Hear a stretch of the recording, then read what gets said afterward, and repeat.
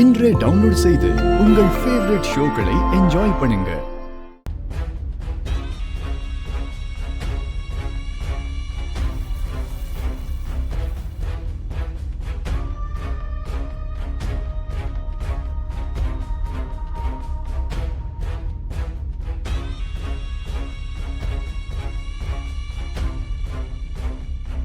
அப்படின்னா அவனை இங்க கூட்டிட்டு வந்தது ககனா?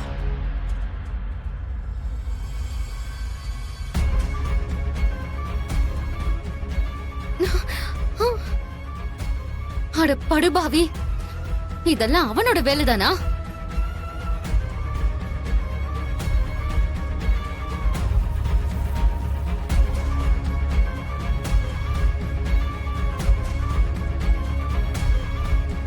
பாத்தீங்களா மாமா, அழைக்காத கல்யாணத்துக்கு எதுக்குடா வந்தேன்னு நீங்க அப்பவே திட்டினீங்கல்ல.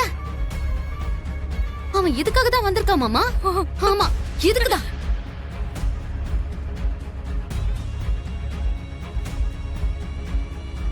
இந்து கல்யாணத்தை நிறுத்தி அவ வாழ்க்கையை நாசம் பண்றதுக்காகவே வந்திருக்கான் மாமா. நீ அழாத இந்து. நீங்க என்ன பேசுறீங்க அத்தை? உயிரே போனாலும் அண்ணன் இப்படிலாம் பண்ண மாட்டான்.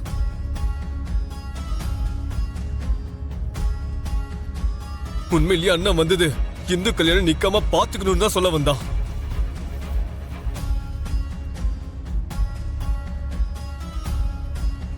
யாரோ ஒருத்தர் அண்ணனுக்கு போன் பண்ணி இந்த கல்யாணம் நிக்க போகுதுன்னு சொன்னதுனால்தான் அந்த விஷயத்த சொல்ல அண்ணன் வந்தான்.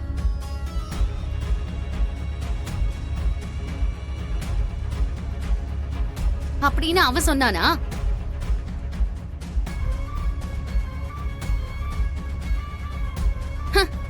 இவன் எவ்வளவு அப்பாவியா இருக்கான்னு பாத்தீங்களா? கல்யாணத்தை நிறுத்தினதே அவன் தானே. கண்ணு முன்னாடியே நம்ம கிட்ட இவ்வளவு ஆதாரம் இருக்கு. இந்த கல்யாணம் நிக்க போகுதுன்னு சொல்றதுக்காக வந்தானு அவன் சொன்னானா? அதை இவன் நம்புறானா?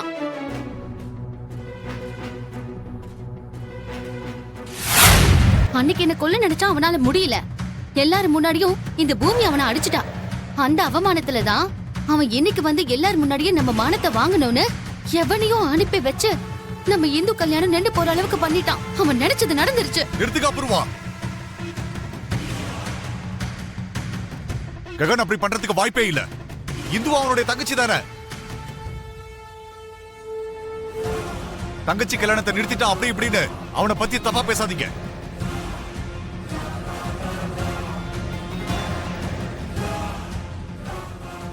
நீங்க எப்பவும் இப்படிதான் அவனுக்கு சப்போர்ட் பண்ண வந்துடுறீங்க. அவன் தான் இந்த கல்யாணம் நிக்கிறதுக்கு காரணம். என் பொண்ணோட கல்யாணத்தை நிறுத்திட்டான்.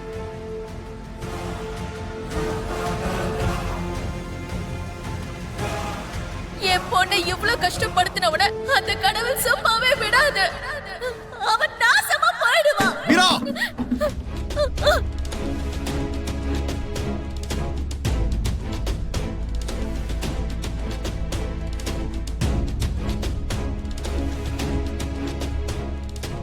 என்ன கிருஷ்ண பிரசாத், அவனை பத்தி சொன்ன அவ்வளவு கோபம் வருதா? பெத்த பொண்ணோட கல்யாணம் நின்னு போச்சு, அதுக்கு காரணம் அவன் தான் கண்ணு முன்னாடி சாட்சி இருக்கிறதையும் பார்த்தாச்சு. அப்படி இருந்தும் அவனுக்கு நீ எப்படி சப்போர்ட் பண்ற? நிஜமாவே நீ எல்லாம் ஒரு அப்பனா?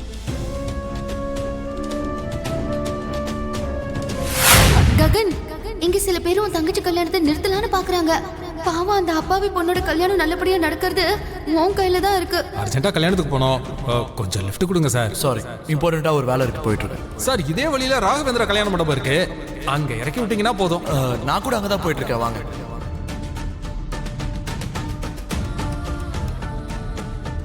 Bro, thank you bro, thank you. It's okay. Thank you so much bro. வேணும்னே நான் மாட்டி விடுறதுக்காக தான் இந்த பிளான் எல்லாம் போட்டிருக்காங்க. எனக்கு புரிஞ்சிருச்சுடா. சரி, பிளான் பண்ணி அவனை ஏன் கார்லயே ஏற வச்சு என்னையே கல்யாண மண்டபத்துக்கு கூட்டு வந்து விடுற மாதிரி பண்ணிருக்காங்க. அவனை அப்படி பண்ண வச்சவங்க யாரோ இருக்காங்கடா. யாரா இருப்பாங்கண்ணா?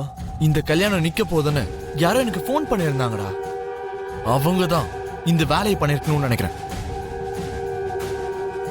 அந்த ஃபோன் பண்ணது யாருன்னு நான் கண்டுபிடிச்சிட்டேனா வந்தவன் யாரு, எதுக்கு இந்த கல்யாணத்தை நிறுத்தினா, அதனால யாருக்கு என்ன லாபம் எல்லா விஷயத்தையும் கண்டுபிடிச்சிடலாம்டா. அது யாரு என்னன்னு இப்ப தெரிஞ்சுக்கிறதுல நமக்கு என்னென்ன பிரயோஜனம் இருக்கு? அதான் கல்யாணம் தான் நின்னு போச்சே. நின்ன கல்யாணம் மறுபடியும் நடக்கும். இங்க பாரு, அவன் யாருன்றத நான் பாக்குறேன். அவன் எங்க இருந்தாலும் அவனை கூட்டிட்டு வந்து பழி சுமத்தின அவன் வாயாலேயே உண்மையை சொல்ல வச்சு இந்து கல்யாணத்தை நான் நடத்தி காட்டுறேன். ஒரு வார்த்தை பேசினாலும் தாங்கிக்காத பொண்ணாவ. இப்படி ஒரு கலங்கம் ஏற்பட்டா என்ன ஆகும்? நீங்க இந்த மாதிரி டைம்ல இந்துவை மட்டும் தனியா விட்டுறாதீங்க. அவளை கவனமா பாத்துக்கோ. எனக்கு யார் ஃபோன் பண்ணாங்க, யார் இந்த கல்யாணத்தை நிறுத்தினாங்கன்னு நான் கண்டுபிடிக்கிறேன்.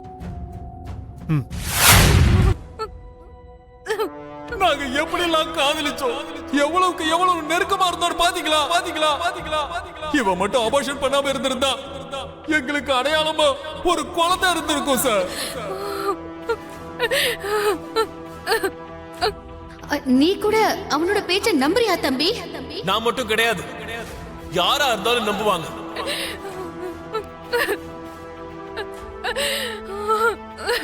காதல் கல்யாணம்னு எவன் கூடிய ஊரை சுத்திட்டு அவனோட குழந்தைக்கு தாயாயிட்டு எதுவும் தெரியாத மாதிரி நடிச்சு அபார்ஷன் பண்ணிட்டு வந்து உட்கார்ந்துகிட்டா அவளை தாலி கட்டி நான் ஏத்துக்கணுமா?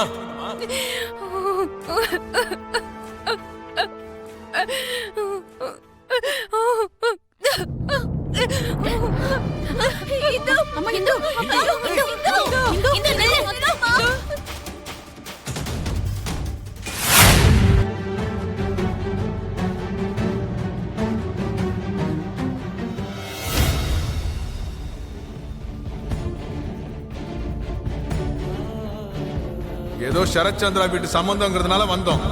சிச்சி, ஐயோ, இப்படிப்பட்ட ஆளுங்கன்னு தெரிஞ்சிருந்தா நாங்க உங்க வீட்டு வாசப்படியே மிதிச்சிருக்க மாட்டோம்.